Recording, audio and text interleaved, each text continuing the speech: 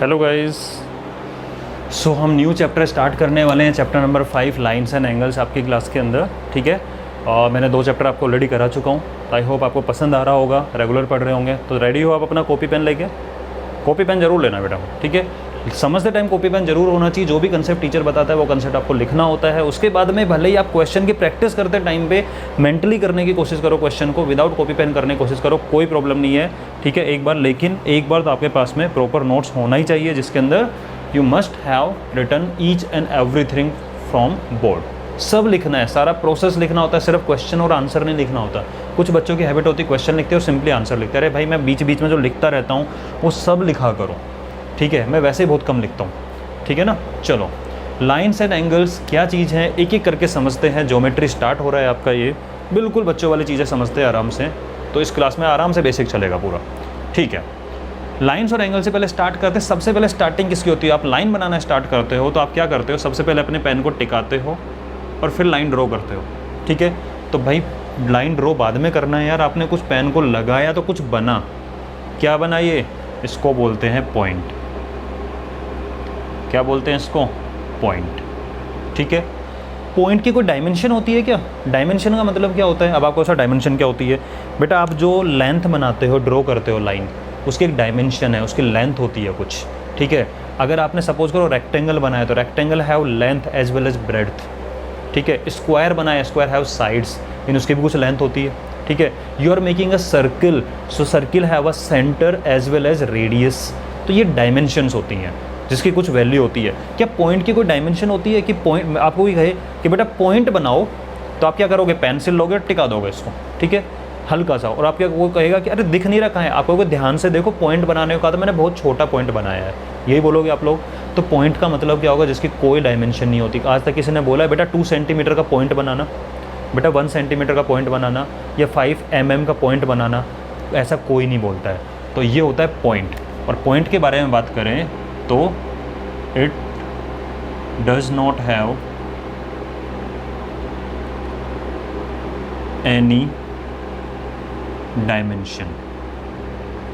इसकी कोई डायमेंशन नहीं होती है। कुछ लोग पॉइंट ऐसे बनाते हैं, ये गलत हो जाता है, क्योंकि अगर आप स्केल से मीजर करने लगोगे तो कुछ विड्थ जरूर मिलेगा। इसको मिलेगा, नहीं मिलेगा? अगर मैं स्केल का मीजर करूं तो लगभग ये आपका हाफ, मतलब 1 सेंटीमीटर का हाफ तो हो ही गया, ठीक है। 0.5 सेंटीमीटर तो हो गया। तो ये पॉइंट नहीं होता, ये गलत है। कुछ लोग बहुत मोटा बहुत अच्छे से बनाते हैं, ये पॉइंट बनाते हैं, गलत है। ज्योमेट्री के अंदर आपको जब भी बोलते हैं, अगर आप लोगों ने सुना हो स्टार्टिंग से, आपकी हैबिट यही होती है, क्या बोला जाता है? टीचर क्या बोलता है कि अगर आप ज्योमेट्री वर्क कर रहे हो, ड्राइंग वर्क कर रहे हो, पेंसिल मस्ट बी शार्प। क्या होना चाहिए? शार्प। शार्प क्यों होनी चाहिए? क्योंकि आप जब बिल्कुल शार्प पेंसिल का यूज करके जब ऐसे करते हो ना, ये तो खैर दिखाना है मुझे बोर्ड पे आपको, ठीक है। अगर मैं दिखाऊंगा नहीं, मैं बिल्कुल ऐसे टच कर दूंगा इसका यूज़ करके, और एक तो बिल्कुल शार्प भी नहीं है आगे से। ये पॉइंट हो गया, ये पॉइंट है, ये पॉइंट है, ये पॉइंट है, ये होते हैं पॉइंट। यानी इसकी कोई डायमेंशन नहीं होती है। समझ गए पॉइंट का मतलब क्या होता है? चलो, जब पॉइंट पता लग गया तो अब मैंने क्या किया? मैंने आपके लिए 2 पॉइंट्स ले लिए, ठीक है। ये 2 पॉइंट्स है मेरे पास में। इन 2 पॉइंट्स को अगर मैं ज्वाइन कर दूं तो क्या मिलेगा मुझे? Line segment. क्या मिलेगा मुझे? Line segment. अब आप कहोगे सर लाइन सेगमेंट क्या है, लाइन क्या है, what the difference between line and line segment, सब बताऊंगा। आप बस इतना समझो कि ये जो मुझे मिला है, जिसमें 2 एंड पॉइंट्स है, यहाँ भी एक पॉइंट है, यहाँ भी एक पॉइंट है। 2 एंड पॉइंट्स, एंड होता है, एंड हो रही है, ख़त्म हो रही है, आगे नहीं जा रही कहीं, इसका मतलब हो गया ये लाइन सेगमेंट। सेगमेंट का मतलब क्या होता है? सेगमेंट का मतलब होता है पार्ट। सेगमेंट का मतलब क्या होता है आपका? पार्ट।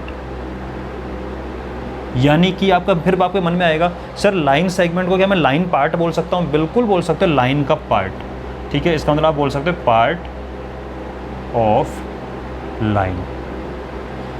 तो सिंपली लाइन सेगमेंट लाइन का एक पार्ट है, एक टुकड़ा है छोटा सा। तो ये एक लाइन का टुकड़ा है, ठीक है। इसमें क्या होते हैं ये दोनों, इनको बोलते हैं, ऐसे ही बनाना। कोई अगर वैसे लिखने में हो ना, जैसे डायग्राम की फॉर्म में अगर चला, डायग्राम की फॉर्म में कॉपी बनाना, ताकि अगली बार जब देखो तो आपको माइंड में इमेजेस जो हैं बहुत अच्छे से छप जाती हैं। मूवी देख के आते, मूवी की स्टोरी याद होती है कि नहीं होती है? तो वही वाली चीज़ है, ठीक है। तो इसमें होते 2 एंड पॉइंट्स। क्या होता है इसमें? 2 एंड पॉइंट्स। एंड हो जाती है लाइन सेगमेंट, क्या हो गया? एंड होता है, ख़त्म होता है लाइन सेगमेंट, ठीक है। 2 एंड पॉइंट्स हैं। अच्छा एक बात बताओ, एक चीज़ और पूछते हैं इसी के अंदर और चलते हैं। इस लाइन के ऊपर आपको बताओ कितने पॉइंट हैं। तो अभी अभी किसी ने अगर पहली बार देखो कहेगा सर 2, देखो 1 पॉइंट ये रहा, 1 पॉइंट ये रहा। अच्छा क्या इस लाइन पे 2 ही पॉइंट है? नहीं, ये भी एक पॉइंट है, ये भी एक पॉइंट है। ऐसे कर करके आप इसके ऊपर पॉइंट बना सकते हो, दुनिया भर के पॉइंट बना सकते हो। बहुत छोटे छोटे होते हैं पॉइंट की, कोई डायमेंशन तो होती नहीं है कि आप कहोगे सर 10 सेंटीमीटर के अंदर 10 पॉइंट ही आएंगे। क्यों? क्योंकि सर 1 सेंटीमीटर का 1 पॉइंट होता है, ऐसा तो कुछ होता नहीं है। ठीक है, पॉइंट की तो कोई डायमेंशन ही नहीं है। इसका मतलब एक लाइन सेगमेंट के ऊपर आप लिख सकते हो अ लाइन और line segment have infinite points on, यानी किसी भी लाइन के ऊपर कितने पॉइंट होंगे? इनफाइनाइट होंगे। अब समझना ज़रा इस चीज़ को। मैंने एक सर्किल बनाया, तो इस सर्किल की जो सर्कमफेरेंस है इसके ऊपर कितने पॉइंट्स होंगे? इसके ऊपर भी इनफाइनाइट पॉइंट्स होंगे। कितने पॉइंट होंगे? Infinite point. मुझे तो आपको दिखाने पड़ रहे हैं, वरना इसकी कोई डायमेंशन तो होती नहीं है। ठीक है, तो छोटे छोटे इतू से कितने होंगे? इनफाइनाइट पॉइंट होंगे। ठीक है, तो ये वाली बात हो गई। सर्किल आएगा जब सर्किल बताऊंगा, लेकिन अब मुझे पॉइंट बताना था इसलिए मैंने आपको बता दिया। तो लाइन और लाइन सेगमेंट है इनफाइनाइट पॉइंट्स ऑन इट। तो हमने पॉइंट कवर किया, पॉइंट से लाइन सेगमेंट पे आ गए। अभी आप कहोगे सर आपने लाइन सेगमेंट, लाइन का पार्ट तो बता दिया कि हाँ ये पार्ट है, पूरा बताओ ना लाइन क्या होती है। चलो नेक्स्ट टॉपिक लाइन लेते हैं। ठीक है, फिर समराइज करेंगे इनको सारी चीज़ों को। तो नेक्स्ट टॉपिक आपका आ गया लाइन। ठीक है, डायग्राम से अच्छा समझ में आएगा। ये है मेरा लाइन सेगमेंट जिसमें ये एंड पॉइंट है। मैंने कहा अब लाइन ये तो पार्ट है, पूरा क्या है? पूरा ये है एरो। एरो का मतलब उधर चलती जाएगी चलती जाएगी चलती जाएगी, बहुत लंबी चलती जाएगी, जिसका कोई एंड पॉइंट है ही नहीं। जितना मर्जी बढ़ा लो इसको, वो लाइन रहेगी। इस डायरेक्शन में भी जितना मर्जी बढ़ा लो, ये लाइन बन गई। यानी कि इट हैव या it does not have any and point. तो लाइन का मतलब क्या हो गया? It does not have any and point. कहीं ख़त्म नहीं होती, एंडलेस। It is endless. आप अपने लैंग्वेज में लिख सकते हो इट इज़ एंडलेस। एंडलेस तो है कहाँ? इन बोथ डायरेक्शन, दोनों डायरेक्शन में क्या है? एंडलेस। इन बोथ डायरेक्शन, दोनों डायरेक्शन में कभी ख़त्म नहीं होगी। यानी अगर आपसे कोई बोले कि लाइन ड्रॉ करो 5 सेंटीमीटर की, तो एक्चुअल में वो गलत हो गया, वो लाइन सेगमेंट होता है। ठीक है, जो आप कॉपी में ड्रॉ करते हो ना 5 सेंटीमीटर की लाइन बोलते हो, एक्चुअल में क्या है? लाइन सेगमेंट है। बट अपनी कन्वीनियंस के लिए कि बार बार line segment line segment line segment, अब बात वही बात हो गई। मेरा नाम बोलेगा अनुराग शर्मा, अनुराग शर्मा, अनुराग शर्मा कह के मुझे कोई बुलाए, मान लो मेरा कोई दोस्त अच्छा, वो मुझे कहेगा अनुराग शर्मा, अनुराग शर्मा, इससे अच्छा क्या बोलेगा? अनुराग बोल देगा ना यार शॉर्ट में। तो वही वाली चीज़ हो रही है। ठीक है, तो it does not have any and point, it is endless in both direction. तो वो तो होती है लाइन, लेकिन हम एक्चुअल में जो बनाते हैं 5 सेंटीमीटर के 10 सेंटीमीटर, वो इनफाइनाइट तो नहीं है। इसकी लेंथ कितनी होती है फिर लाइन की? लाइन की लेंथ इनफाइनाइट है, कहीं भी जा सकती है, इनफाइनाइट चलती रहेगी। हम कॉपी में बना रहे हैं, एक्चुअल में लाइन सेगमेंट है, बट हम वर्ड कौन सा यूज़ करेंगे उसके लिए? लाइन ही यूज़ करेंगे, अपनी कन्वीनियंस के लिए हमने बना रखा है। ठीक है, ये हो गया। नेक्स्ट आता है एक रे। अच्छा एक चीज़ बताना भूल गया मैं, कि मैंने कहा था कि ये इनफाइनाइट है, तो इसी में से हमने लाइन सेगमेंट निकाला था। कैसे? ये पूरी लाइन का एक टुकड़ा काट के रख दिया हमने इतना सा, इसको क्या बोल देंगे? लाइन। ऐसे ही ये क्या हो जाएगी? लाइन। ये क्या हो जाएगा? लाइन सेगमेंट, सॉरी ये line segment, line segment, line segment. Segment मतलब टुकड़ा। एक पूरा आपके पास रोटी रखी हुई है, रोटी का टुकड़ा, ठीक है, वो वाली चीज़ है। तो आप उस टुकड़े को रोटी नहीं बोलते, लेकिन बात वही है, समझ सकते हो आप, लिंक करो उन चीज़ों को। एक रोटी पूरी रखी हुई है, वो तो हो गई रोटी, आपने टुकड़ा निकाला, ठीक है, तो आपने टुकड़ा तोड़ लिया उससे, तो वो क्या हो गया? रोटी का टुकड़ा, रोटी का सेगमेंट हो गया। अब आपसे कोई पूछेगा कि बेटा क्या खा रहे हो, कि भाई क्या खा रहे हो आप, तो ये बोलोगे मैं रोटी का टुकड़ा खा रहा हूँ? नहीं ना, आप क्या बोलते हो? मैं रोटी खा रहा हूँ। यानी एक वही चीज़ हो गई कि एक्चुअल में है तो लाइन सेगमेंट, बट हम इसको बोल क्या देंगे? लाइन ही बोल देंगे। ठीक है, चलो अब चलते हैं नेक्स्ट है रे। रे क्या होती है? तो रे को समझने के लिए, रटना नहीं है, रे को समझेंगे। समझने के लिए आप समझ सकते हो कि मान लीजिए ये सन है, ठीक है, सनलाइट आपके पास में आ रही है, तो एक्चुअल में आप बोलते हो ना सन रेज, क्या है? सन रेज हैं, ये सन रेज जानते हैं, सन रेज तो सब, ये सन रेज हैं। अब आप कहोगे सर ये रेज क्यों है, रेज क्यों बोला इनको हमने लाइन क्यों नहीं बोल दिया? देखो एंडलेस है ये भी क्या है, एंडलेस। हमने ऐसा क्यों सर सन लाइन, सन रेज क्यों बोला है? तो देखो मुझे एक बात बताओ, ये आ कहाँ से रही है, ओरिजिनेट कहाँ से हो रही है, चल कहाँ से रही है, स्टार्ट कहाँ से हो रही है? सन से स्टार्ट हो रही है। और हमने क्या कहा था लाइन के केस में, दोनों साइड में एंडलेस होती है, इसका कोई एंड पॉइंट नहीं होता। इसमें तो एक एंड पॉइंट है ना, यानी यहाँ से स्टार्ट होता है, कोई स्टार्टिंग पॉइंट को एंड पॉइंट भी बोल सकते हो आप इस चीज़ को, ठीक है भाई। यहाँ पे तो खत्म हो रही है ना, सन के पीछे तो कहीं नहीं जा रही ना वो, मतलब सन के अंदर तो नहीं घुस रही कहीं पे भी, सन से स्टार्ट हो रही है उस पॉइंट से। आपने हाथ में टॉर्च लिया हुआ है, तो आपकी टॉर्च से स्टार्ट हो रही है एक रे, ठीक है। तो एक जगह से तो स्टार्ट होती है और दूसरी साइड में इनफाइनाइट चलती है। कितना चलती है? इनफाइनाइट, इसलिए एरो लगा हुआ है। तो आप बना सकते हो रे का डायग्राम कि ये है रे, इसका एक तो एंड पॉइंट होता है। अब आपको सर पॉइंट नहीं है, बिल्कुल सही बात है, सही पकड़े आप, ठीक है। तो पॉइंट बनेगा छोटा सा जिसकी कोई डायमेंशन नहीं होती, और यहाँ से ये इस डायरेक्शन में एंडलेस चलेगी। तो थोड़ा डार्क कर रहा हूँ समझाने के लिए कि ये है आपका एंड पॉइंट, इसमें एंड पॉइंट होता है, या स्टार्टिंग पॉइंट बोल लो, स्टार्टिंग पॉइंट, यानी कहने का मतलब है कि इस डायरेक्शन में पीछे कहीं नहीं जाने वाली है। तो इसका मूवमेंट कहाँ होता है? Only one direction. तो कभी कभी ऑब्जेक्टिव क्वेश्चन में पूछ लेते हैं कि line is bidirectional, unidirectional. तो लाइन होती है बाई डायरेक्शनल, क्योंकि दोनों डायरेक्शन में चलती है लाइन। रे इज बाई डायरेक्शनल और यूनी डायरेक्शनल, तो रे होती है यूनी डायरेक्शनल, क्योंकि एक ही डायरेक्शन में चलती है। समझ रहे हो? तो आप बोल सकते हो this is unidirectional, this is unidirectional. एक डायरेक्शन में इनफाइनाइट चलती रहेगी, चलती रहेगी, चलती रहेगी, कोई एंड पॉइंट नहीं है। फिर एक जगह से स्टार्ट होती है, इसको एंड पॉइंट बोल लो, स्टार्टिंग पॉइंट बोल लो, या इसको कभी कभी ओरिजिन भी बोल देते हैं। क्या बोल देते हैं? ओरिजिन, यानी जहाँ से ओरिजिन हुआ है, ओरिजिनेट हुई है। समझ गए इस चीज़ को? आपको आई होप समझ में आ रहा होगा क्या रे क्या होती है। तो क्या पढ़ा हमने अब तक? पॉइंट कोई डायमेंशन नहीं, लाइन दोनों साइड में एंडलेस होती है, लाइन सेगमेंट लाइन का टुकड़ा हो गया, टू एंड पॉइंट्स होते हैं। रे एक स्टार्टिंग पॉइंट होता है, ओरिजिन होता है, या एंड होता है यहाँ पे, यहाँ से ख़त्म हो जाती है और दूसरी डायरेक्शन में चलती रहती है, चलती रहती है, चलती रहती है, कुछ ख़त्म नहीं होगा, ठीक है। इनको नोट करो। फिर नेक्स्ट टॉपिक बताता हूँ। नेक्स्ट टॉपिक आपका पड़ता है इसके अंदर angles. Next topic is angles. तो हम लाइन्स हमने पढ़ लिया, अब बात करते हैं एंगल्स की, और फिर डीप के अंदर इनको सारे करते रहेंगे। तो बेसिक करना ज़रूरी है ताकि कंसेप्ट क्लियर रहे। अगला है एंगल्स। तो एंगल्स को समझना, फिर डेफिनेशन पे जाएंगे। देखो इतना तो आप जानते हो, 6th क्लास में पढ़ के आए हो, ठीक है। इस तरीके से एंगल बनता है, ये एक एंगल है, इन दोनों के बीच में ये एंगल है, ठीक है।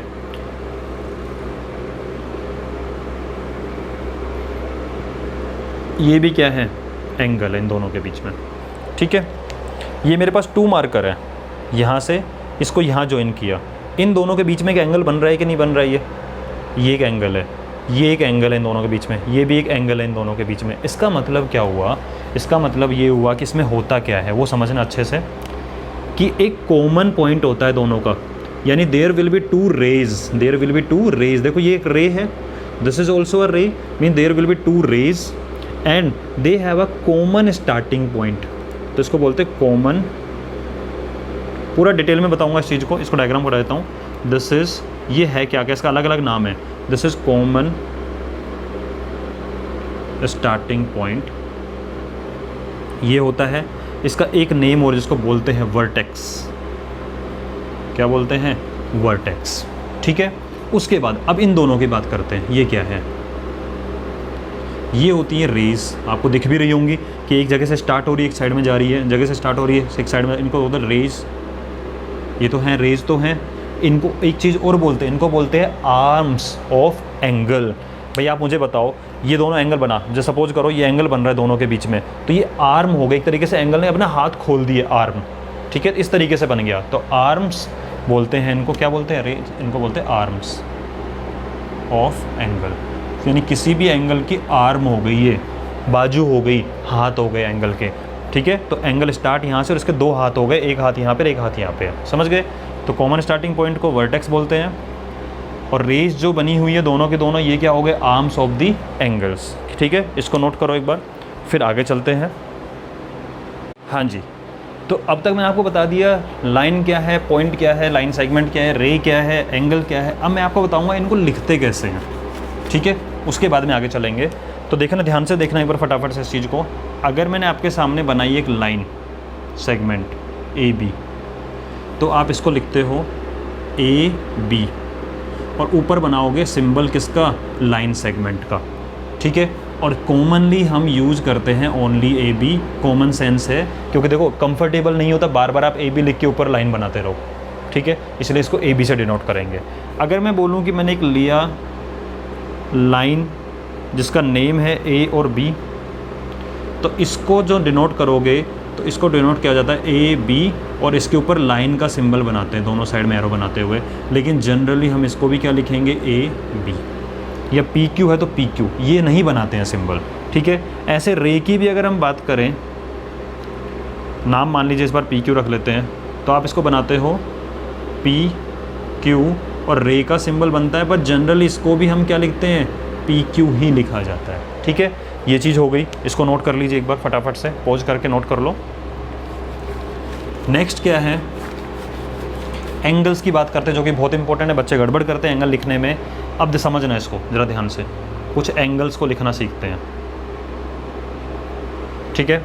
मान लीजिए ओ है, ये है A and this is B and you are talking about this angle, angle between O A and O B, this is angle between O A and O B. तो you will write in this form angle.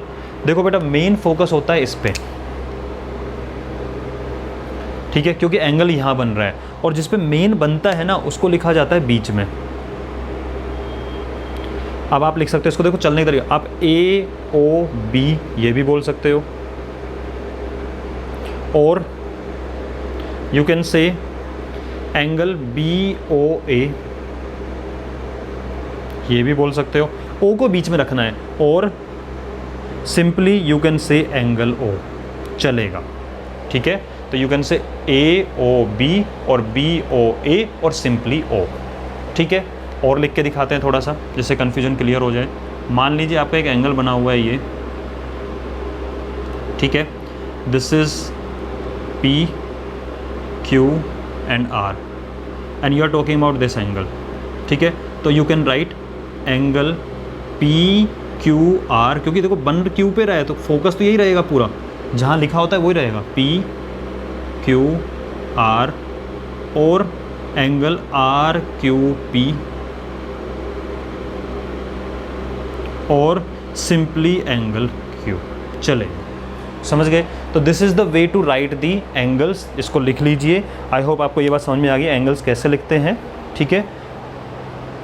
और एक angle बना के दिखा देता हूँ फटाफट से, जिससे कि थोड़ा कंसेप्ट बिल्कुल क्लियर रहेगा, कोई कन्फ्यूजन ही नहीं आएगा। मान लीजिए कि आपके पास एक ट्रायंगल है, क्योंकि डायग्राम तो वैसे ही आएंगे, ठीक है, and triangle name is X Y and Z, ठीक है। मैं इसकी बात कर रहा हूँ, जहाँ बात आप ही डायग्राम ही बनाना, ठीक है, अच्छे से। अगर मैं इसकी बात करूँ, इसको कैसे कैसे बोलोगे, तो आप कहोगे सर इसको मैं सिंपली लिखूँगा angle x, very nice, this is angle x, मैं इसकी बात कर रहा हूँ, ठीक है। और क्या लिख सकते हो, आप लिख सकते हो वाई एक्स जेड, एक्स को बीच में रखना है, और एंगल वाई एक्स जेड। और बताओ सर, और बोल दो Z X Y, angle Z X Y, ठीक है। एक्स को मिड में रखना है या सिंपली एक्स यूज करो, ओके। इसकी बात करते हैं, इस एंगल की, तो you can say angle Y, very nice, और एंगल एक्स वाई जेड, इसको मिड में रखना है, एंगल एक्स वाई जेड, और एंगल जेड वाई एक्स। एक ही बात है, डिफरेंट वेज हैं लिखने के, बट बात एक ही है, ठीक है। If you are talking about this angle, ठीक है। अब आपको सर आपने ये क्या कर दिया, इसको सिंगल टिक, इसको डबल टिक, इसको ट्रिपल टिक, वो धीरे धीरे एंगल समझाऊंगा तो समझ में आ जाएगा। अगर आप तीनों पे सिंगल टिक लगाओ, इसका मतलब तीनों एंगल क्या हो जाएंगे, सेम, ठीक है। ये नोटेशन होते हैं जिनको मैं बाद में डिटेल में बताऊंगा। इसके बारे में बात चल रही थी जेड के बारे में, तो you can right simply angle Z और एंगल वाई जेड एक्स,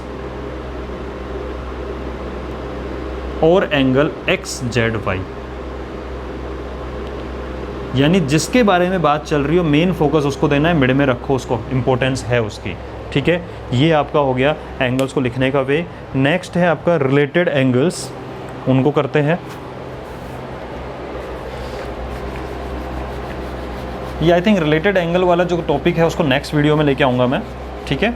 अभी आप इतना ही करो, ज़्यादा बड़े बड़े वीडियो नहीं बनाने वाला, छोटे छोटे वीडियो हैं, आराम से समझ के करेंगे, ठीक है। ज़्यादा देर के लिए आंखों का भी इफेक्ट भी नहीं होगा, ठीक है बेटा। तो आराम से पढ़ो, सेफ़ रहो घर पे और मस्ती से पढ़ते रहो। कोई प्रॉब्लम है तो मैंने आपको नंबर बताया है 8001242223, उस पर आप मुझे मैसेज कर सकते हैं। Okay, till then tata bye bye, take care.